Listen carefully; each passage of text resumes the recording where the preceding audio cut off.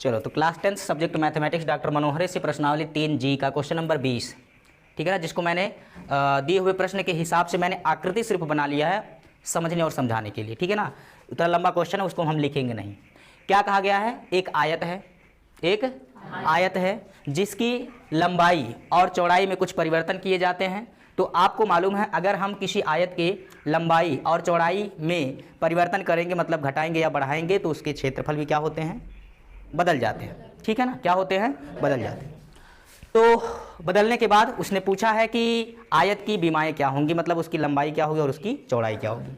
तो हमने मान लिया कि हमारे पास एक ये मूल आयत है, ठीक है ना, ये पहला आयत है और जिसकी लंबाई x है। लंबाई क्या है, x है, और चौड़ाई क्या है, y है।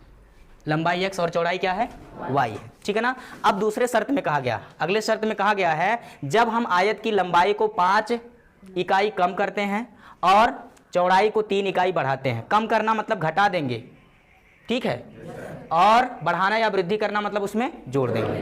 तो हम मानेंगे, यहाँ मैं लिख नहीं रहा, माना हमारे ये मूल आयत की लंबाई x है और चौड़ाई क्या है, y है। तो जब हम क्या करते हैं, लंबाई में कमी करेंगे तो x माइनस 5 हो जाएगा और चौड़ाई में 3 इकाई की वृद्धि करेंगे तो y प्लस 3 हो जाएगा। यानी ये दूसरा आयत बन गया है, दूसरा आयत बन गया है।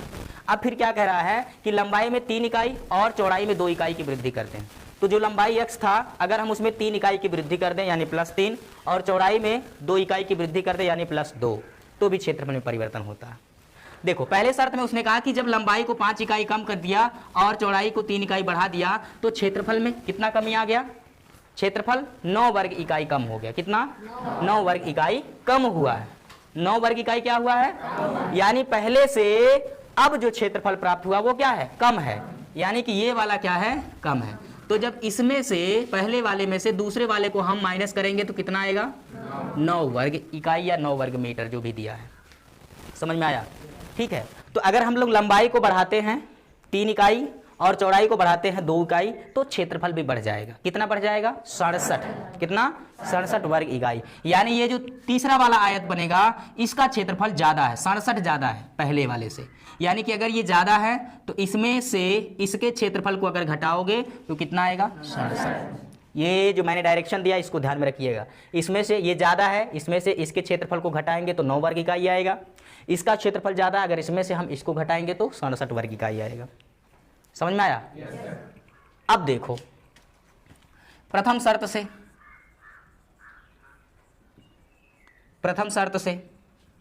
शर्त में क्या मिलेगा, पहला आयत इसको कह दिया मैंने, इसको दूसरा और इसको हम कह देते हैं तीसरा, ठीक है ना। तो देखिए पहले आयत का क्षेत्रफल यानी पहले आयत के क्षेत्रफल में से जब माइनस करेंगे किसको, दूसरे आयत के क्षेत्रफल को, दूसरे आयत का क्षेत्रफल, तो अगर हम लोग पहले आयत के क्षेत्रफल में से दूसरे आयत के क्षेत्रफल को घटाएंगे तो कितना आएगा, 9 वर्ग इकाई। क्योंकि जब लंबाई को कम और चौड़ाई को ज़्यादा किया है तो क्षेत्रफल कम हो गया, कितना, 9 वर्ग इकाई है। यानी अधिक वाले क्षेत्रफल में से कम आयत के क्षेत्रफल को अगर घटा देंगे तो कितना परिवर्तन आएगा, 9। समझ में आ गया। अब आयत का क्षेत्रफल बराबर क्या होता है, यानी पहले आयत का क्षेत्रफल बराबर पहले आयत की लंबाई गुणे पहले आयत की चौड़ाई। फिर दूसरे आयत का क्षेत्रफल है तो दूसरे की लंबाई गुणे दूसरे की चौड़ाई। मैं सिर्फ लंबाई और चौड़ाई लिख रहा हूं, बराबर 9। चलिए पहले आयत की लंबाई कितना है, चौड़ाई कितना है, माइनस, पहले आयत की लंबाई कितना है, x माइनस 5, कितना है, x माइनस 5 गुणे चौड़ाई कितना है, y प्लस 3 बराबर कितना, 9। ठीक है, तो x गुणे y, ये x y हो जाएगा। अब इनका गुणा करें, ये माइनस x का y में, फिर x का +3 में, प्लस 3x, फिर -5 का y में और -5 का +3 में, प्लस माइनस माइनस 5 तिया बराबर कितना, 9। ये बाहर माइनस है, कोष्ठक तोड़ेंगे तो अंदर वाले सभी पदों के चिन्ह क्या होंगे, बदल जाएंगे। x y माइनस अंदर जाएगा, plus minus minus x y plus minus minus 3x minus minus plus 5y minus minus plus 15 बराबर 9। अब ये प्लस x y और माइनस x y घट के 0 यानी कट जाएंगे, ठीक है ना। और यहाँ क्या बचेगा, -3x प्लस 5y बराबर 9। ये प्लस 15 उधर ले जाओ, ठीक। ये आ जाएगा -3x + 5y बराबर 9 - 15 कितना आएगा -6। ये हो गया हमारा समीकरण नंबर 1। तो पहले शर्त से पहला समीकरण मिल गया, अब दूसरे शर्त से दूसरा समीकरण मिलेगा। कैसे निकालेंगे इसको, बहुत ध्यान से देखो।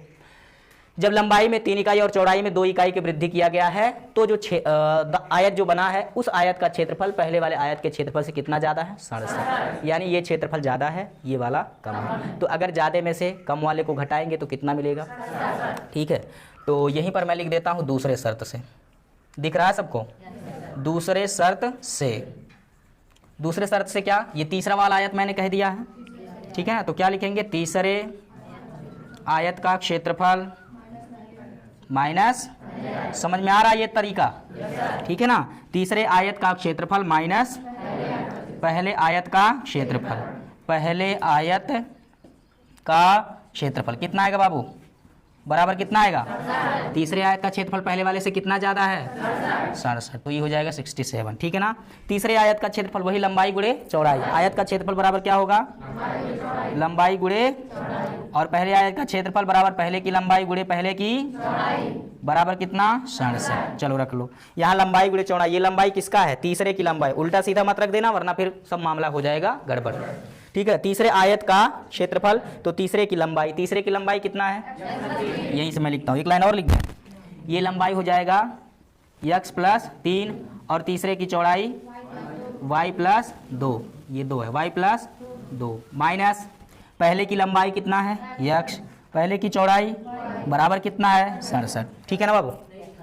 चलो नहीं दिख रहा है तो यहाँ लिख देते हैं। अब x का गुणा करो, पूरा नहीं दिख रहा, पूरा कट गया, तो ये नहीं दिख रहा है तो इसको ऊपर लिख लेंगे, ठीक है ना। यहाँ लिख लेते हैं, देखो ये तीसरे की लंबाई कितना, तीसरे की लंबाई x + 3 गुणे तीसरे की चौड़ाई y + 2 माइनस ये पहले की लंबाई गुणे चौड़ाई, पहले की लंबाई x है गुणे पहले की चौड़ाई y बराबर कितना है, ठीक है ना। तो अब गुणा कराओ, x का y में, x का +2 में +2x, +3 का y में +3y, +2 का +3 में +6, और आगे क्या है -xy बराबर कितना, ये -xy + xy, ठीक है ना, घट के 0, क्या बचा यहाँ पर, ये बचेगा 2x + 3y बराबर 67 + 6 इधर आएगा, तो 2x + 3y बराबर 67 - 6 61 हो जाएगा, कितना हो जाएगा 61 हो जाएगा, समझ में आ गया। चलो तो ये देख लो, ये आ गया है समीकरण नंबर 2, ठीक है, समीकरण नंबर 2। अब आपको पहले और दूसरे समीकरण को हल कर लेना है। कैसे हल करोगे, बोलो कैसे हल करोगे, समीकरण, हाँ पद बराबर कर लो, क्या करो, पद बराबर कर लो, x वाला पद बराबर कर लो चाहे y वाला बराबर कर दें कि x वाला कर लेते हैं, ठीक है। तो यहाँ x का गुणांक कितना है 2, यहाँ पर हम लोग समीकरण 1 में किसका गुणा करेंगे, और यहाँ x का गुणांक कितना है 3, तो इस 3 का कहाँ करेंगे गुणा, समीकरण 2 में। तो हम चाहे तो इसको लिख सकते हैं समीकरण 1 में 2 से तथा समीकरण 2 में 3 से गुणा करने पर। लो मैं लिख देता हूँ, समीकरण 1 में किससे 2 से तथा समीकरण 2 में किससे 3 से क्या गुणा करने पर, समझ में आ रहा है आपको। चलिए अब गुणा कर लेते हैं, 2 का समीकरण नंबर 1 में गुणा कर लो, 2 3 6 यानी कि -6x आएगा, ठीक है ना, +2 5 10 y बराबर -2 6 के 12। ये आप नया समीकरण ले लीजिए, इसको समीकरण नंबर 3 कह लो, कोई दिक्कत।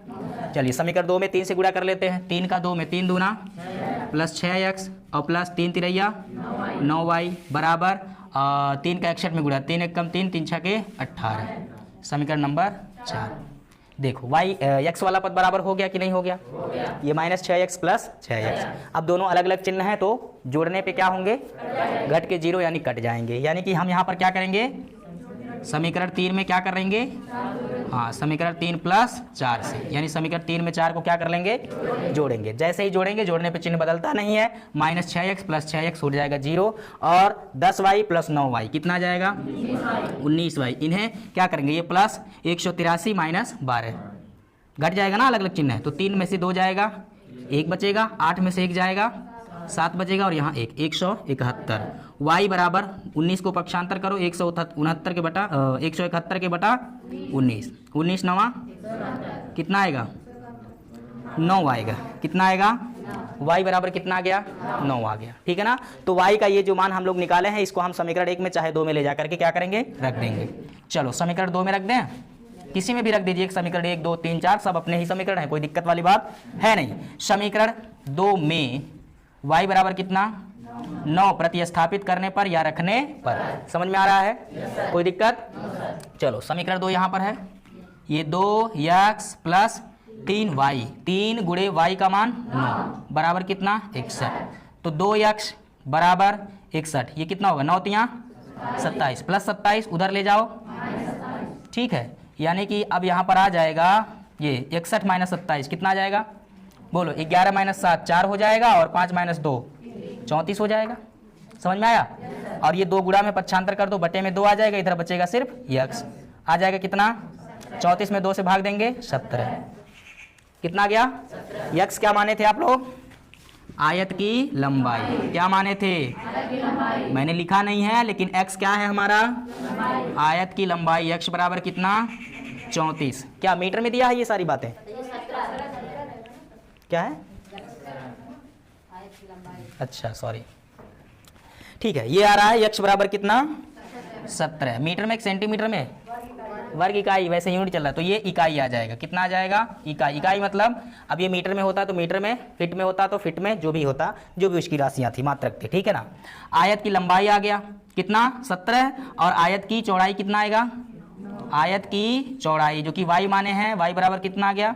9 इकाई। समझ में आ रहा है? बोलो, कोई दिक्कत? तो हमें आयत की क्या हो गई ज्ञात? बीमाएं, मतलब लंबाई और चौड़ाई।